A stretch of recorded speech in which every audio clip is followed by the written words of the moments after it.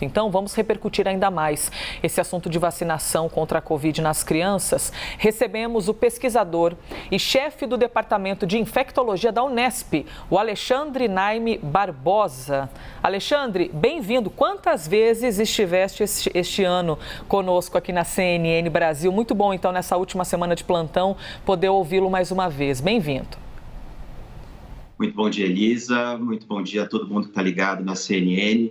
Foram várias vezes, mas eu virei aqui, eu tenho certeza que vocês também me chamarão quantas vezes forem necessário, porque o mais importante nessa pandemia, e eu digo isso com toda sinceridade, mais difícil do que lidar contra o vírus é lidar contra as fake news, a desinformação e todo esse absurdo que se fez em torno da politização da pandemia. Então, contem sempre comigo.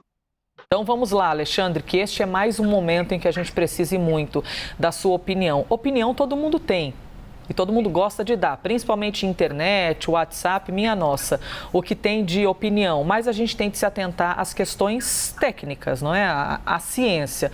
Então, gostaria de lhe ouvir a respeito da vacinação com crianças. Primeiro, qual é o seu olhar, a sua opinião quanto ao posicionamento do Ministério da Saúde de querer ouvir a população? Ouvir a população é sempre muito bom, não é? Debater os assuntos, isso tem sempre o seu lado positivo. Mas a gente está falando de um assunto que é muito técnico e que a própria Anvisa já se posicionou dizendo: está aprovado, as pessoas que têm conhecimento para tal já analisaram e já aprovaram. O Ministério da Saúde querer ouvir a população traz que tipo de mensagem para a credibilidade da ciência? Elisa, quando um assunto é extremamente técnico, extremamente científico, o que se pede é a opinião de pessoas que tenham expertise nessa área.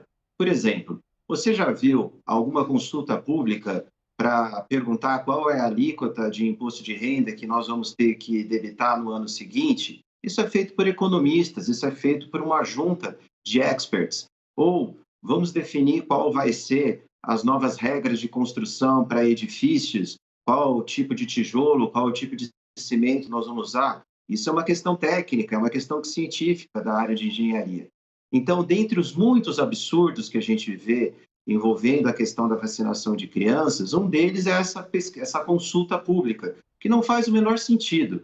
A Anvisa já aprovou a vacina em termos de eficácia e de segurança. E todas, repito, todas as sociedades médicas, científicas envolvidas no tema, vou citar a Sociedade Brasileira de Pediatria, Sociedade Brasileira de Infectologia, Sociedade Brasileira de Imunologia, a Associação Médica Brasileira, que eu represento aqui nessa fala também, todas elas já colocaram a importância sobre a vacinação de crianças na situação que nós vivemos hoje da pandemia. Ou seja, não faz o menor sentido, então, nesse momento, se abrir uma consulta pública para a opinião de pessoas que não têm a expertise necessário para repercutir esse tipo de informação. Alexandre, bom dia para o senhor. Achei excelente a comparação que o senhor fez com relação à alíquota do imposto de renda. A gente pode até colocar, já que na área da saúde, que também estamos falando, que tal uma consulta pública para garantir os remédios de doenças raras, né? Quem luta bastante para ter acesso a medicamentos caríssimos e tem que ir na justiça pedir. Que tal uma consulta pública para obrigar essa garantia? Que tal? Além disso, doutor, além da consulta pública, o ministro fala da prescrição médica para as crianças tomarem vacina. Qual a sua avaliação sobre essa exigência? Esse é um segundo absurdo, talvez até maior do que o da consulta pública. Veja, nós temos um calendário nacional de imunização, vacina contra tétano, contra sarampo, rubéola, cachumba, febre amarela, e não há necessidade de prescrição nenhuma e nem de autorização dos pais, até porque qual criança vai sair de casa sozinha para ir até o posto de saúde fazer a vacina? É óbvio que se o pai está levando ela no posto de saúde ou no centro de imunização, o pai está concordando com isso. Então, na verdade, e infelizmente, Daniel, o que a gente vê é que o Ministério da Saúde quer colocar diversos obstáculos para que a vacinação seja implementada da forma mais rápida possível. E talvez, como vocês colocaram, satisfazer uma parte do eleitorado que ouve esse tipo de informação. Não faz o menor sentido a prescrição médica de uma vacina contra uma doença infecciosa, que nessa faixa etária, Daniel, já levou a óbito 558 crianças nessa faixa etária, especificamente entre 5 a 11 anos, desde o começo da pandemia. Nenhuma doença imunoprevenível matou tanto nesses 2 anos de pandemia quanto Covid nessa faixa etária de 5 a 8 anos, a 5 a 11 anos. Na verdade, nessa faixa de 5 a 11 anos, somente os acidentes de carro levaram a óbito, mataram mais crianças do que a Covid. Ou seja, o que é que nós estamos esperando para começar essa imunização? Pois é, e quando a gente analisa, não é, doutor, em números absolutos, pode ser que alguém pense assim, nossa, mas se a gente comparar com o geral, é pouca coisa, né? O número é baixo. Mas se a gente pensa, eu estou trazendo aqui uma ideia absurda, né, de imaginar número baixo quando a gente fala de criança, mas quando a gente pensa uma criança que seja o neto de alguém, que seja o filho de alguém que está assistindo, imagina um absurdo você perder o seu filho por uma doença, sabendo que existe uma vacina para você poder imunizá-lo. E mais, eu li uma opinião esses dias de alguém dizendo assim, doutor, pergunte, converse com seu filho, pergunte se ele quer tomar vacina, as crianças têm que se posicionar se elas querem ou não. Aí eu fiquei pensando, imagina a criança dizendo, não, realmente eu quero até lá tomar uma agulha no meu braço, né? É um momento muito confortável. Então, na verdade, o senhor é que tem que dizer, né? E não a gente, mas nos parece que existem alguns absurdos sendo normalizados quando a gente fala sobre vacinação. Porque a vida inteira nós já tomamos vacinas e o Brasil é um exemplo disso, não é? De campanha de vacinação. E a gente cresce tomando várias vacinas, tríplice, não sei o quê, várias vacinas numa mesma agulhada. E nunca vimos esse tipo de discussão, mas agora essa discussão tem existido. Doutor, para quem diz que não deve vacinar a criança por qualquer efeito colateral que seja, o senhor pode esclarecer o que nós temos de informação a respeito de efeito colateral? Se eu não me engano, também fala em miocardite, o senhor me corrija se eu estiver errada. Existe algum efeito colateral grave que foi identificado, que precisa ser levado em conta, ou por enquanto o cenário é mais controlado? É muito importante, quando a gente fala de vacinação Covid ou de qualquer tipo de imunização, nós discutirmos, sim, os possíveis eventos adversos, Elisa. Em relação à vacina da Pfizer, que é a que está aprovada para crianças no Brasil, entre 5 a 11 anos, a vacina da Pfizer tem como principal evento adverso dor no local da aplicação, cansaço e cefaleia. Então, como se fosse um pequeno resfriado ou uma gripe leve, que é justamente a resposta do sistema imunológico àquilo que foi aplicado para fazer os anticorpos, para deixar a criança preparada do ponto de vista do sistema de defesa quando, porventura, o vírus da Covid infectar aquela criança. Então, esses sintomas são leves, passageiros e completamente benignos.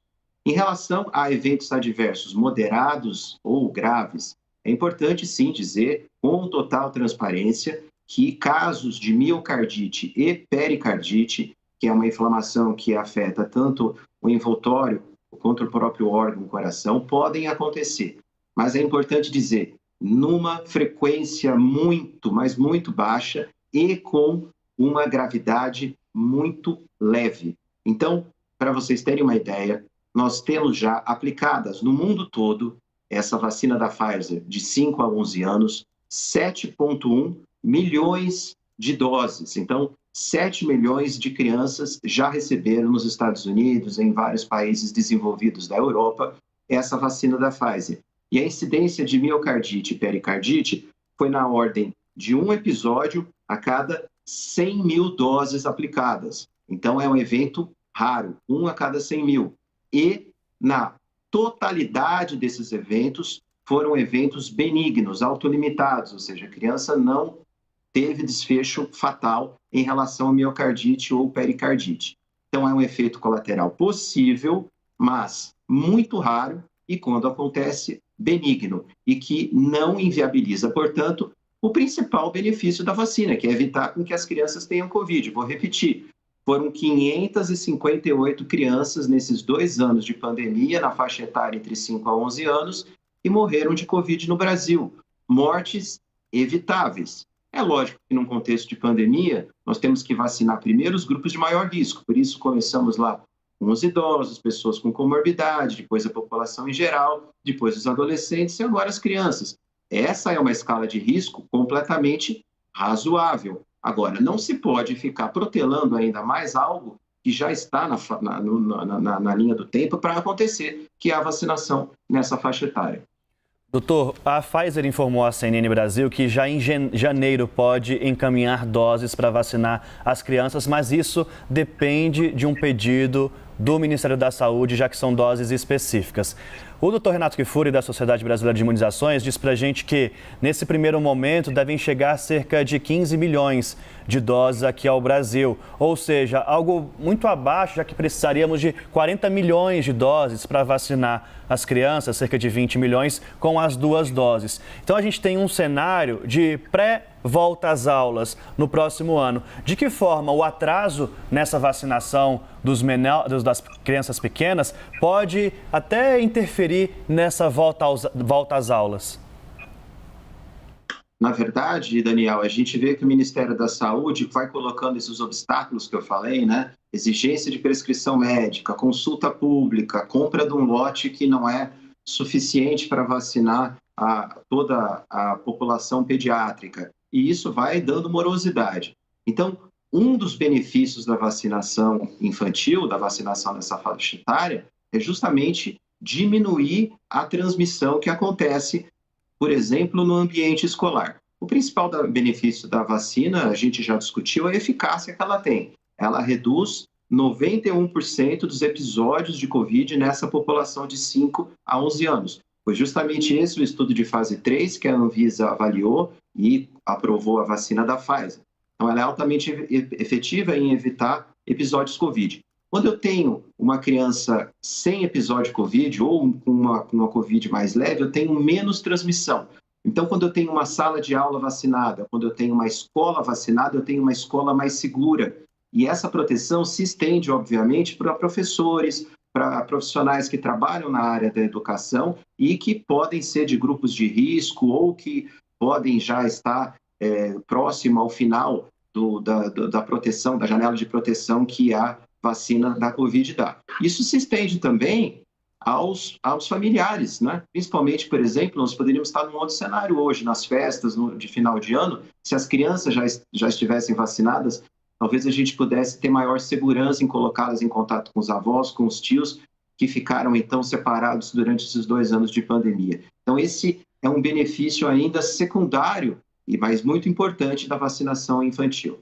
A gente está ouvindo aqui a Alexandre e, ao mesmo tempo, vendo as imagens das crianças ali, umas que choram, outras que ficam angustiadas. A gente lembra bem essa época, não é? Quando a gente é pequeno e vai aquela tensão para tomar vacina, mas tem de tomar, né? Não tem jeito. E os enfermeiros, os assistentes vão fazendo de tudo ali para alegrar as crianças, para distraí-las, para que elas não fiquem tão tensas. Alexandre, a vacina para criança é diferente do que a vacina para adulto? Por exemplo, se uma ampola rende, não sei, 5 doses, para a criança renderia mais? Porque a dosagem é menor? Como que é essa dosagem para a criança?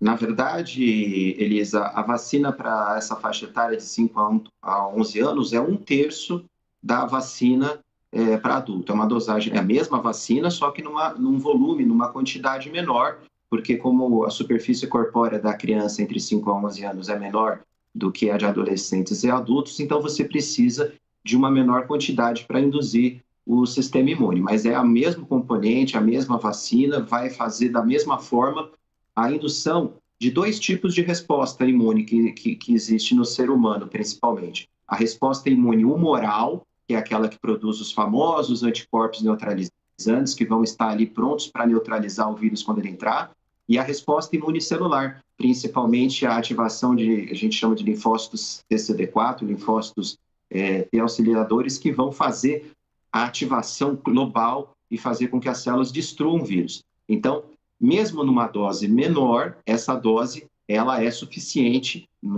para crianças para induzir o mesmo tipo de resposta, de eficácia, e repito aqui, uma eficácia de redução de episódios Covid de 91%. Então, a gente está falando de uma vacina altamente eficaz.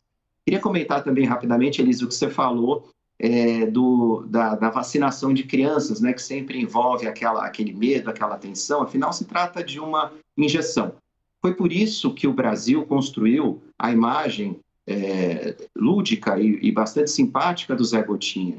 Veja que o Brasil conseguiu erradicar, nesses últimos 30, 40 anos, doenças como a varíola, conseguimos erradicar a poliomielite, conseguimos diminuir de forma fantástica sarampo, rubéola, coqueluche.